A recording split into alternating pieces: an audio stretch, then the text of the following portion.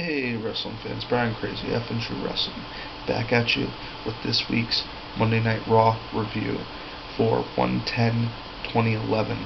It was a pretty good night on Raw, I do have to say. We got to see huge announcement about the Hall of Fame, which I'll come to in a minute, and we got to see a couple very good fast-paced matches, and we got to see the emerging of a new Nexus free of Wade Barrett. I mean, I guess that makes this thing's not even 2 months old, and I guess it makes this a classic now. So, I guess only time will tell. But, first things first, jump right into the big announcement of the night, the Hall of Fame. Shawn Michaels has been selected to be part of the 2011 class, which is very exciting. Shawn Michaels is a fantastic competitor. He is JC's favorite wrestler, and I could only imagine how happy he was when he heard this information. And, I've always been a fan of D-Generation X, always been a fan of Shawn Michaels, and, I thought some of the best stuff he did was actually post-DX when he was the commissioner, and the NWO angle, and, I think his whole body of work is fantastic, back to fighting, in the early 90s with Marty Jannetty to, like I said, D-Generation X to the NWO angle in WWE to singles competition to, all aspects of his career that he touched on. And, this is very exciting, but I hope I don't get any hate mail for this one. I thought the original theme was to do something WCW theme, and anybody that knows, Shawn Michaels was never really heavily involved in that organization. He was always involved with the WWE primarily. That's where he was the figurehead. I know he started off, obviously, everybody starts off somewhere else, but the company he started off with is not coming to mind right off the bat. I want to say AWA, USWA. It's just, it's late here, it's just not coming to mind. But, fantastic competitor, Shawn Michaels. But if they were going to do a WCW theme, they're trying to court Sting by making Shawn Michaels their hugest pick. That's, kind of already, is that saying that the WCW theme's already been thrown out the window? Are they going to try to do class of WWE, WCW? I guess only time will tell how they're planning on unfolding this. I guess they're probably not, they're hoping to court Sting, but Sting has never been really interested in working for WWE. He is probably the most prominent wrestler that has never signed with the organization, and one of the biggest reasons is there was a segment between The Rock and Booker T, and this was right after WWF, it was still the WWF at that point, World Wrestling Federation, before they changed their name to WWE, World Wrestling Entertainment. There was a segment that they did where Booker T and The Rock were in the ring, and The Rock looked at him and said, "Who in the hell are you?" And that, to Sting, that made it feel like, man, everything that we've done is just, erased. You come to this world and there's no recognition of, the WCW or the NWA or this, that, or the other. They're very single-minded, one promotion in the WWE. They don't really mention other accomplishments. Now, if you remember back to the WCW days and even TNA, they are more than happy to list the accomplishments in the other organizations. Yeah, because the WWE is a milestone that a lot of people want to get to. But back in the day, some of these NWA territories, including Crockett Promotions and the American Wrestling Alliance and the United States Wrestling Alliance, which was the successor of the WCCW, if you made it there and you were their world champion, you were the best in the world. Yeah, you didn't make it up to the north, but to be the NWA champion, in my opinion, it was one of the most prestigious things that you could possibly ever achieve. I think, in some regards, it held more prestige than WWE championships, depending on the time, the booking, the competitor. You'd have to compare it on a case-by-case basis. But moving in, I'm just curious how they're going to do this. Are they still going to do a WCW tie-in?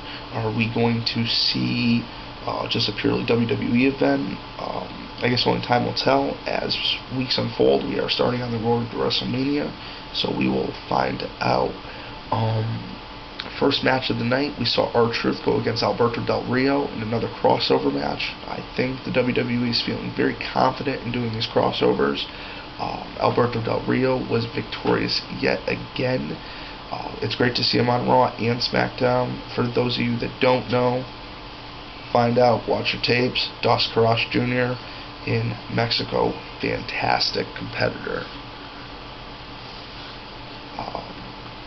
Just to sum up the end of that match, we saw a very, very, very smart Alberto Del Rio and Ricardo Rodriguez pick up a win. Ricardo kind of distracted him for a second. It was like 9. Alberto jumps in the ring. 10. R-Truth gets counted out just like that. Next match, moving on, we see Daniel Bryan and Mark Henry go against Tyson Kidd and Ted DiBiase. Daniel Bryan and Mark Henry pick up the win in a very good contest.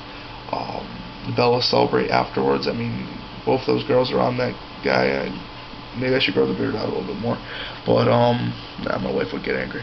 But then we see John Morrison go against Sheamus, King Sheamus, excuse me, in a awesome contest. I mean, these two guys light up the house every time they've been going at it. And I hope we get to see more of this in future weeks. I think this was a very good choice of booking. I think this is really pushing John Morrison's character, and I think by letting him pick up the win tonight was an excellent choice. I mean, just very good booking, very good match. These guys gave it their all, and I think that's all we can ask for. Also to throw in, before we get into the main event of the night, we have seen a new Nexus emerge. I know I've been a little scattered with this video. I apologize. There's just so much information to cover. This was a pretty exciting night on Raw for a change. And we see a new Nexus emerge. Nexus has got new shirts, like I was saying, makes these things look like relics. Already less than 2 months old. Got the CM Punk wrist, strapped up with the wrestling tape, with the lightning bolt pattern, with the Nexus end on the sleeve. Very cool shirt. I like it a lot. Gonna get one very soon. We see him put the Nexus, he's talking about a new Nexus, and they need to go through steps of initiation. And throughout the night, Keith Slater and Justin Gabriel don't look very comfortable with this. They initiate Husky. No, McGillicuddy was beat down in the ring by Nexus. Husky was initiated by being beat in the back. 3 lashes, each Nexus member with a strap. Can't remember off the top of my head what they did to Otunga. And then Gabriel and Slater just didn't feel comfortable with one of the sequences and walked out on this. So we got to really see what happens. But very exciting post Raw dark match. John Cena did return. He did compete. He was very light, but he did do all of the signature moves and looked very comfortable doing them. So this is big news. I think his hip pointer injury was in fact a hip pointer. I haven't heard any decisive information on that, so I don't want to just throw that out there. But it seems like he has healed rather quickly. He is known for healing quickly, so we now know that the main event of the night was Miz and Alex Riley. They went against Randy Orton and Jerry Lawler. I think this was long overdue. I mean, if any of you guys agree with me, I think Robbie E is a better wrestler than Alex Riley. So, I mean, that's a stretch right there. We see Randy Orton and Jerry Lawler pick up the win. And another great contest. I mean, another great match. This was just fantastic. Post-match, Orton continues to stare right through The Miz. This is setting up towards the Royal Rumble. This is going to be, I think, a fantastic Rumble. I think the best in years. I really think the WWE has really changed their product around fantastic. I think there's a lot more to come. But I think this is the start. And hopefully it'll just keep going from here. So for Monday Night Raw, this has been Brian Crazy for F and True Wrestling. And have yourself a great night.